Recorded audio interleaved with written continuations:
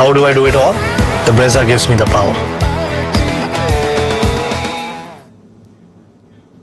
Enter team number 7 and 8 of 8 at the ICC Champions Trophy 2025. And what a blockbuster bout it is to set us off on what promises to be a sumptuous Saturday and Sunday ahead. These are traditional heavyweights. They have a rivalry steeped in history, but they enter hampered by form or fitness. Welcome to Maruti Suzuki Arena presents ESPN Cricinfo Match Day as we build ahead to Australia versus England in Lahore, match number 4 of the Champions Trophy, where we are in the company of a panel across the world. Coming to us from Australia, all the way from Perth, Ashton Agar on debut as far as media duties go. Ready, I'm sure, Ashton, to reprise how your test debut went. Oh, wouldn't that be nice to do that every single time you got to complete a first? But it's great to be here and great to chat to you guys. It's lovely having you on board, Ashton, for our coverage. And to give you an easier start, we've got what is possibly among the nicest Englishmen out there alongside you in Nick Knight. Hello, Nick. Good to see you. Good to see you guys. I was just thinking of that debut that Ash. I remember watching it. I felt for you, mate. I really did. But many congrats on that. And hi, Anil. Hi, everyone. Yes, and just in case things start getting a bit heated, we've got the peacemaker, the mediator in the middle, India's own great in Anil Kumble. Welcome on board, Anil. So good to have you back. Yeah, thank you, Yash, and great to see you guys. And yeah, of course, Ashton, missed out on the 100, but yeah, I'm sure you'll remember that for a long, long time. Yeah, we'll certainly make up for more than those 2 runs. All right, let's set the stage then. There is, of course, the small matter of an India-Pakistan game on Sunday, which Anil Kumble and the rest of the subcontinent is very excited about. But this is Australia versus England, a very different Australia and England, might we add. Ashton, this will be the first time in 9 years that Australia enter an ICC tournament without that pace trio, so used to winning everything. But it promises to be a challenge as you set it up for us in your preview. Yeah, absolutely. I mean, it's the first time in a long time that we've gone into a competition without those, the big 3, as they've been known for probably 10 years now. But like I said the other day, I think it gives everyone a chance to push their case to play more cricket for Australia. There's so many guys who have been desperate to play and who have been kept out of that side because of the quality of those 3 players. This group is very close, though, and they are great friends. They love playing for each other. So whilst there is a bit of experience missing, the youth that can come through, the bit of inexperience, and almost there's no skeletons there. I think these are guys who haven't played enough to have any damage sort of mentally in the one-day game. So it's an exciting time, and it should set up a great contest. Yes, and they're also being led by a man who's leading them out at an ICC event after 8 years. And it's begun well, Ashton, because Steve Smith has won the toss. Australia will be bowling first, which means we get a quick look at that new pace mix. Whatever it is, we will get team news up for you shortly. When we focus on England, Nick, this is an England side which has now started getting used to a few bad tournaments. Such a great run for 5 or 6 years across white ball. There are bruised egos, but they want to correct the track record of the recent past. Yeah, I take your point. There are some bruised egos, but there are also some new faces. I mean, there's a slight track going on here. So England's challenge really is to look at why it went so well and how they can get back to that point. I mean, my take on this, my view is pretty simple. I think under the leadership of Owen Morgan and the group of players they had, they were very smart, they were very clever, they played a bit of 50-over cricket, they understood the format. My concern with this group of players is that they don't play much 50-over cricket. Therefore, are they going to get exposed a little bit when the match situations, the ebbs and flows of the game? England, in my view, take the 50-over format as a little bit like 2 T20 games. And of course, that can work sometimes on flat pitches, when things are going your way, you get on top of a side, you can have that dominance. England are quite one-paced with their batting and with their bowling, and that is going to be their challenge in this tournament and this game. Can they adapt to the match situations as they unfold? Anil, as we've been discussing in the first few games of the Champions Trophy, the part that Nick presents about not playing much 50 overs cricket is something that holds true for most of the teams when you look around in the competition. When you consider Australia coming in with a very different looking side and an England coming with their own issues of the format, how do you expect this clash to go? I think, just to add to both of them in terms of Australia and England, it's a great opportunity for some of the younger fast bowlers to make their name. I mean, Nathan Ellis, for that matter. I mean, he's been outstanding in the shortest format, in T20 formats. But this is an opportunity for him to sort of showcase in the longer format, which is the 50-over format. And just to add to what Nick mentioned, I think, this perhaps the Lahore pitch gives an opportunity to England for England to play the way they sort of look to play under Owen Morgan in a 50-over format. This is a flat pitch. We've seen. I mean, you can't get a better surface in Pakistan. Probably is really good. The surface is there for batting. We have seen that even in the couple of games that have happened in this Champions Trophy. I know this is the first game in Lahore, but going by what happened in the Tri-Series, recent Tri-Series, there were flat pitches. 300 were scored, defended, and 300 was scored and chased down. So obviously it's an opportunity for the English batters to go out there and then play the way they do. It's important for them to start well. Yeah, it is a return for the Gaddafi Stadium at the big stage. The last ICC tournament game that it hosted was the final of the 1996 ODI World Cup between Australia and Sri Lanka.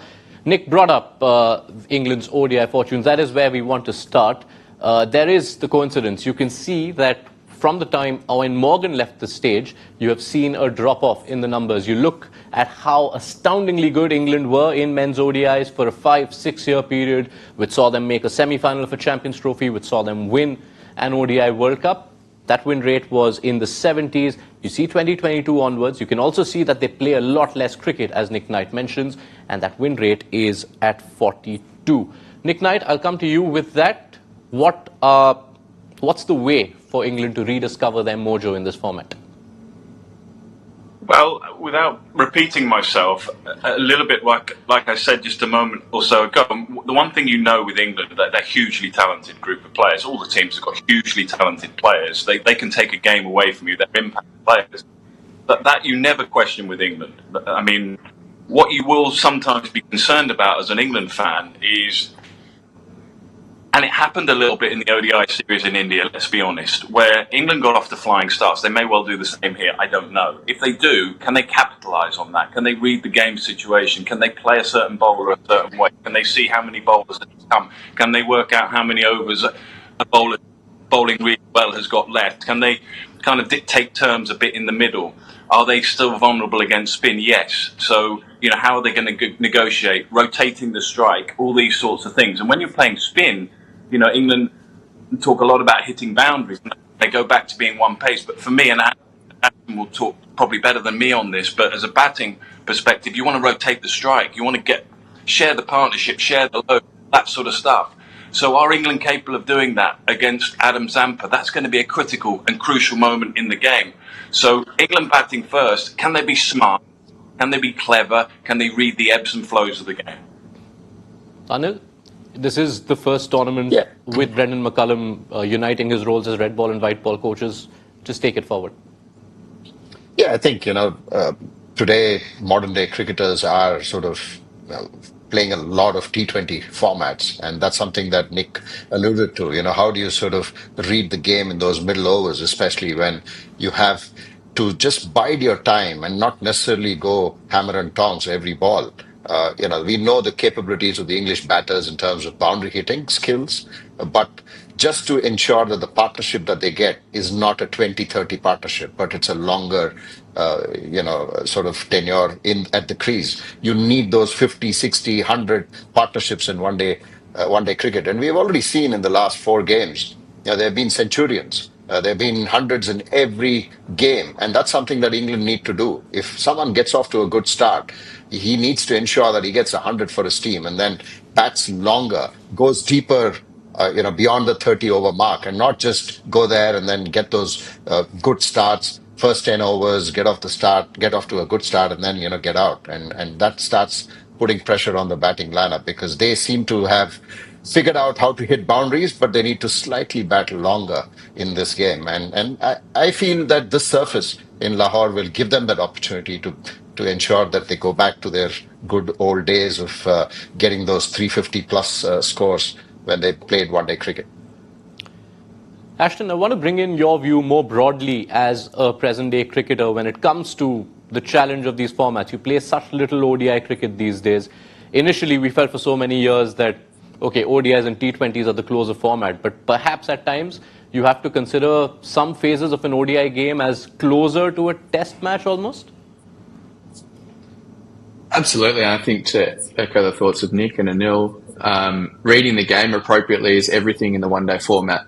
And, you know, the ability to put your ego aside is huge for the betterment of the team. T20 is everywhere now, and we know that. And guys put a lot of practice into hitting 4s and 6s, and that's how you have to get ahead in the T20 game. However, in one-day cricket, you know, it technically should be easier to hit a boundary through the middle overs, given you only have four players out. I mean, a 10-over power play at the start. That's when you can, you know, take those risks. But I think for the batsman to put the ego aside and know that you can get 6 and over without hitting a boundary sometimes. You know, running is extremely hard between the wickets is going to be a really important one as well, particularly when the dew comes in later on too. Putting the fielders under pressure when the conditions aren't so easy to field in as well is another one that certainly can't be taken for granted. So I'm really excited to see how both of those teams navigate the middle overs, and I guess the team that probably loses the least wickets in the middle often gets up at the end of the day.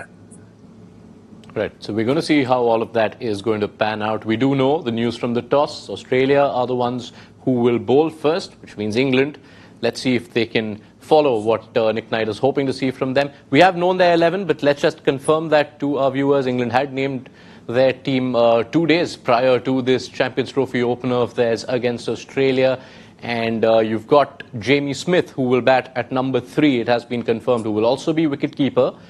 And 4 frontline bowling options with Liam Livingstone and Joe Root to hold the responsibility of the 5th bowler's quota. We got Nick Knight's thoughts on this in our preview. Anil, when you look at that side, does the balance convince you? Yes, you know, Jamie Smith obviously is known as a hitter, and he's moved up to number 3.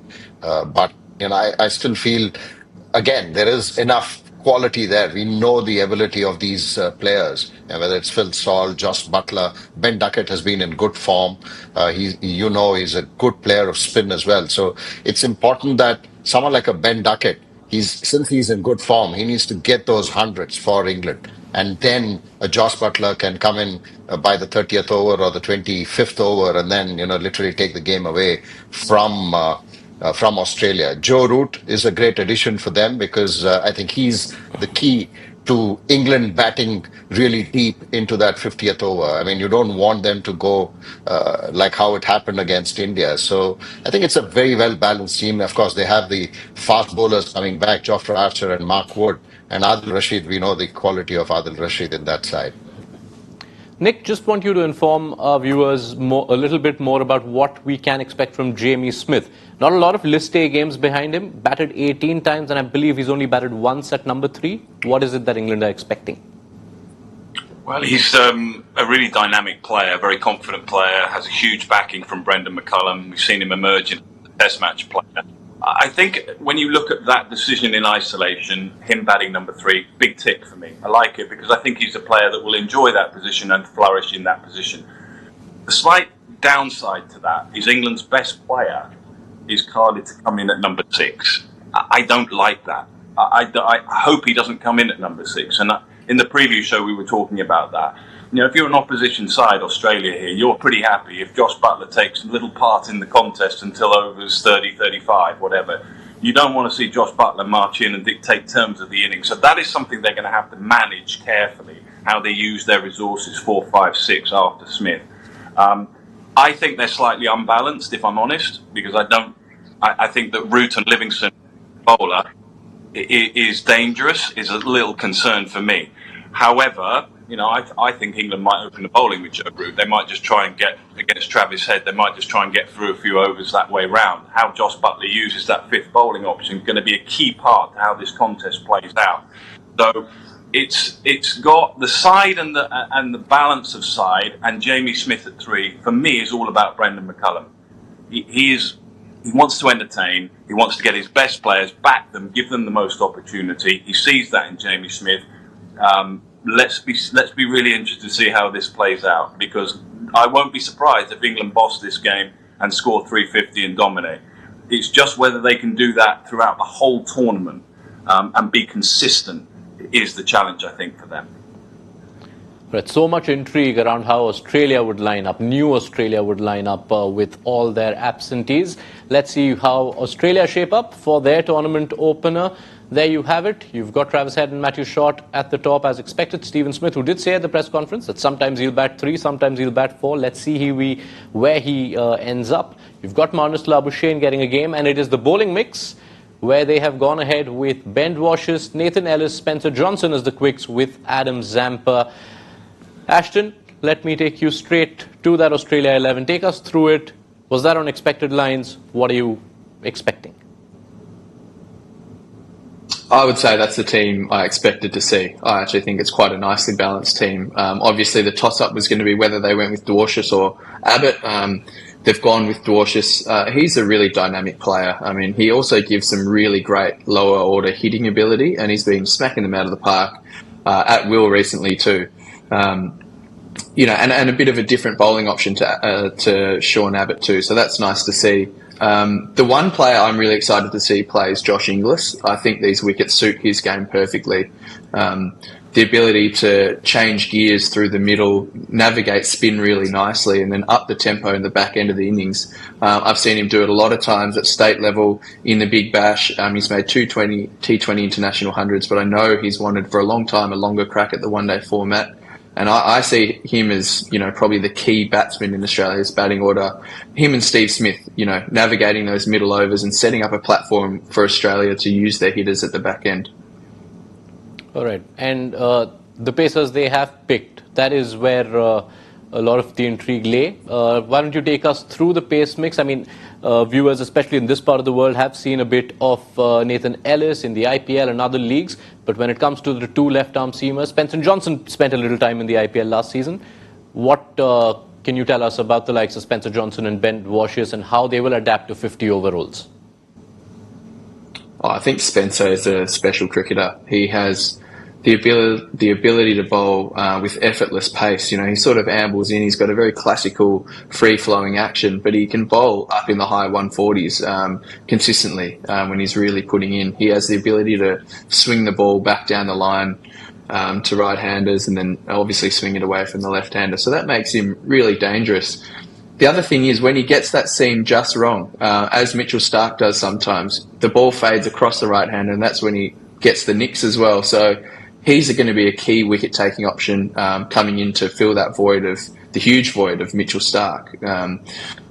I'm really excited to see some matchups at the top with Johnson and Phil Salt in particular. I think that's going to be a real fire versus fire sort of contest. Nathan Ellis, his ability to change the tempo of the game is going to be super important. If England do get off to a flyer on a really good Lahore wicket, Ellis to come in, change the pace, disguise his slower balls, and bowl a surprisingly fast bouncer could catch England off guard. But I guess the main bowler we're going to see is Adam Zampa. His overs are so precious. You don't want to bowl him too early in the innings because he can be so deadly in the last 10 overs when there are 5 out. He's probably the best at managing that period, and he's not afraid to bowl the hard overs either. So, how Smith can manage Zampa's overs is going to be really important. Anil, that does seem like an important part of at least the first innings of this contest, because Adam Zampa now assumes role of leader of the pack, and he has all the numbers and the quality to back that up with just how consistent he has been in this format in the last few years. No, he's been a key bowler for Australia, in this format especially, where he's picked up wickets in those middle overs, and that's the key. If you can pick wickets in the middle overs, if you look at all the teams that have done well so far in this tournament, they've been able to consistently pick wickets. And for that to happen, Adam Zampa is the key. It all depends on how England are going to play him. I don't think the Lahore pitch will give too much assistance to an Adam Zampa.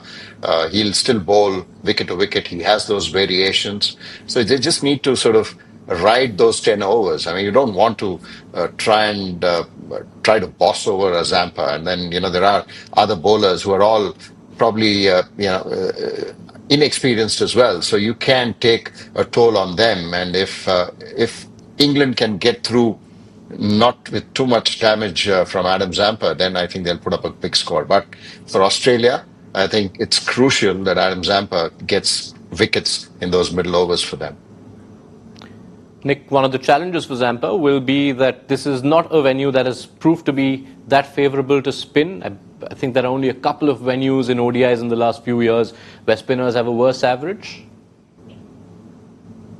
Yeah, I mean, I think sometimes you judge spin on how much it spins, if you know what I mean. But I see spin, and the two guys we've got alongside us know more about this than me. But as a batter facing spin, I personally in one-day cricket liked it when it turned because it created angles for me to work with. Where I found it more difficult was when the spinners didn't turn it because the surface was a little flat and it was skidding on, and I had to make all the work to create those angles, to create the boundary options. So, you know, that may be, we can't preempt what's going to happen pitch-wise because we're not there and we can't see. But as Anil says, you know, we have played there, and generally the Gaddafi Stadium is a flat surface. So Adam Zampa's flight, variation, perception, working out batters, you know, that if it becomes Adam Zampa versus Harry Brook, how's that going to go? You know, Harry struggled a bit by his own admission, and clearly he is struggling a little bit against spin options, rotating the strike.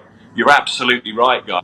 Talk about that as a key moment in the game. I would go a step further. I wonder whether they might have played Tanveer Sangha based on that. Now, I'm not surprised they haven't, but that might have been an option, bearing in mind England's struggles against spin, that they could have another option of a spinner.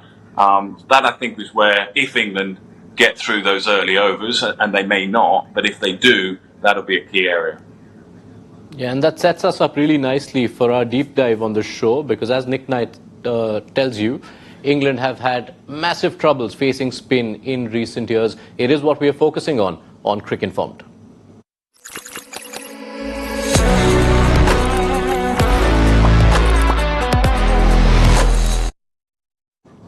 Yes, it's a run that began at the 2023 ODI World Cup, where England had an average of 25 facing spin, which was second worst. Only Netherlands fared worse in that tournament, but it's not like it's got much better. You consider the 8 teams who are participating at this Champions Trophy, and England's average, which is below 28, is nearly 5 points lower than the second worst side facing spin, which is South Africa. Anil, this is something that has haunted England quite a fair bit. We saw it even when they were in India, even in the T20Is where Varun Chakravarti bamboozled them. It's a big hurdle for them to cross. Yeah, it's a massive hurdle. You know, I think the only sort of, the reason that they can possibly not worry about this today would be that there won't be much turn on the surface. I mean, going by the Lahore surface of what we have seen over the years, that's the only advantage that England have. But they need to certainly do better if they have to go all the way in this tournament, because in case India does move on and play the semi-final, and England also qualify for the semi-final, then the matches are going to be in Dubai. And we have seen in Dubai the challenge for the batters. It's not, it's too paced, it's slow, it's turning a bit. So England will have to certainly manage their batting against spin really well in this tournament if they have to go on and win this tournament. Ashton, how much of this would have informed Australia's thinking coming into this contest? Because you have Zampa, but then when you consider the fifth bowler's quota rather, that will be a lot of spin too. You've got Glenn Maxwell, you've got Travis Head, who took a 4-for against England in England last year, and we saw a lot of Marnus Labuschagne warming up in just before the game. Yeah, I mean, you have those options, and you've got Matthew Short there as well, who's bowled quite a lot. He's a very good bowler, actually. And, you know, I wouldn't be surprised to see some spin bowled in the power play. Maxwell's bowled a lot in the power play over his one-day career, and he certainly quite likes that role in the team. And it looks like it's going to be a good matchup, particularly when England are going to be playing big shots. Now, looking back on recent history with England, I'm not surprised that their average to spin is a bit worse and the wicket count is higher, because they've tried to hit a lot of boundaries. That is just how they're going about their game. In that sort of golden period for England, I played against them quite a bit, and we had some very miserable tours over in England where they made 481 one game in one of the ODIs. But the thing that stood out about the way they played the spin, it was impossible to get a dot ball on them. So the overs where they didn't get a boundary, it felt like they were still cruising at 6 and over. And then, you had to search for that wicket, and that they would take full toll of that ball that was a bit closer to them without really playing shots that they didn't have to play. So it was a slightly more risk averse, but they were taking, I guess, a better toll on the spinners. So how they manage that ego, like I said before, is going to be important, because Australia is certainly going to try and expose that lower average against spin with those stats in mind. Yeah, and the data backs up what you bring up about that English side before the 2023 World Cup, because if you look at this table, and Nick, I'd like you to take us through what this stark contrast represents. You look at England from the start of the 2019 World Cup up until the start of the 2023 edition, and they were among the best. As Ashton points out, that scoring rate, they were the only side scoring at a better than a run a ball. They also had a very healthy average, and now you see this climb down. What do you attribute it to? I'm going to go back to what I said right at the start of the show. When you play spin, for me as a batter, it's as much as it's about boundary hitting, and England, that is clearly what they want to do. They want to go out there by their own admission and entertain. But also, as well as entertainment, and Ashton just nailed it there, it's about not being able to stay on strike. It's about rotating the strike. It's about, if the bowler bowls a really good ball, can you get one? Can you get a two? Can you push them in the field? Can you get an over that might go for 6 or 7 up to 10 double figures, because you're knocking the ball around, you're busy, you're really thinking about rotating the strike and running hard and putting the fielders under pressure. All the little things that can sometimes get lost when your real main focus is, I'm going to hit this ball as far as I can and I'm going to hit this for a 6. Sometimes you lose the nuances of the game. And I think that's really that I would come back to with some of the numbers just put up on the screen. Joe Root is brilliant. There aren't many better than Joe Root rotating the strike in the middle overs. England will be heavily reliant on him. Ben Duckett is another very, very fine player, but in a slightly different way. But I think that's as much as, obviously Joe Root is a very fine player against pace and spin. But for me, if he can dictate terms in those middle overs, take on Zampa, knock it around, help the opponent at the other end, or rather his player, I think that's going to be a crucial element to the game. All right, so that sets us up. That is the big challenge for England in this first innings. Let's see how they fare. Can confirm that the AQI in Lahore is in a very 100 to 150 range. So hopefully Harry Brook doesn't have those issues. No offense meant, Nick Knight. Let's get into predictions, shall we? We are waiting for this tournament to give us a proper thriller. The first 3 matches have been fairly one-sided. Ashton, do you reckon this one could be that ODI humdinger? Yeah, I certainly think it could be, given the history of Lahore. A very, very good batting wicket. I know last time we were there, the wickets were like concrete slabs. They were shiny and your spikes hardly went into the ground. So, really, I think we're going to see a bat-off. I'd love to see it go down to the wire, and I obviously want to see my boys, my friends, Australia, get up. Nick, let's take it to you, and why don't you give us a score prediction while you're there? Where will England finish? I think it's more of a challenge for England batting first. I think it's a good toss to win for Australia. I think England are much happier when the game's in front of them with the bat. They find, I think, the tempo of the game a little easier to follow. So I think it's a good toss to win in truth. I think both sides will be pretty happy to be playing against each other right now with all the absentee injuries. So I think both sides will fancy their chances. England have got a great opportunity here to bounce back quickly from what happened in India. They'll have been a bit hurt by what happened, but they've learned a tremendous amount. Brendan McCullum is a terrific coach. He will send them out there with huge amounts of self-belief. They are a very dangerous side, capable of doing some extraordinary things. Whether they can do that over the period of 4 or 5 games, we will wait and see. But it's going to be a blockbuster game. It should be hugely entertaining, that is for sure. I was hoping for a number there, Nick. 320 plus? Oh, I think England are going beyond that. I think England are looking at 350. I think that's where you have to be as a side. When you line up in this format of the game on flat pitches, I think you are thinking 350 plus. I think that's where England are thinking. Whether they can get there, time will tell. Final word to the neutral. Anil Kumble, where do England finish in this innings? Yeah, I think about 335.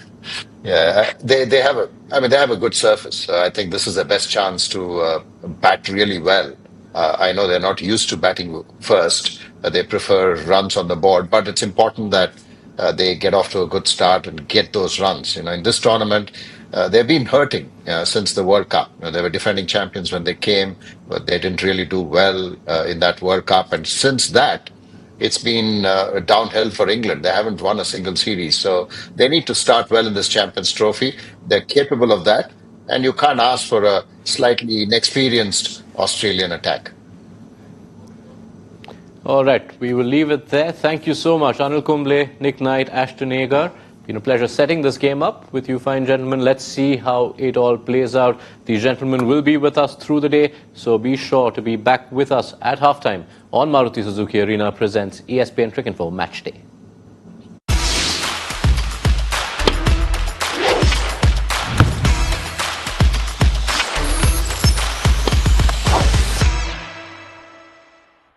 How do I do it all? The Brezza gives me the power.